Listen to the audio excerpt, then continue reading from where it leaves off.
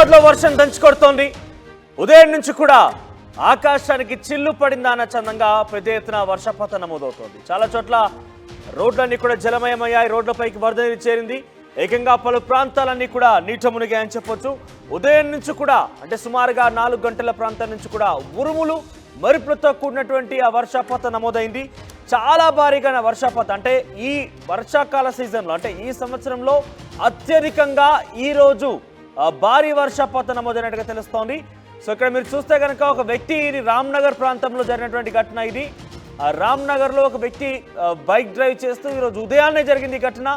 ఆయన ముందుకు వెళ్తున్నాడు, స్కూటీ పైన వెళ్తున్నాడు. అయితే ఎగువ నుంచి అది డ్యామ్ అయితే ఏం కాదు, కానీ పైనుంచి భారీగా వరద నీరు కిందికి వస్తున్న నేపథ్యంలో ఆ బైక్ కొట్టుకుపోతున్నటువంటి దృశ్యాన్ని మనం చూస్తున్నాం. బైక్ పైనే కూర్చున్నటువంటి ఆ వ్యక్తి కూడా ఆ బైక్తో పాటుగా వెనక్కి కొట్టుకుపోతున్నారు. అంటే ఇదొక రోడ్ పైన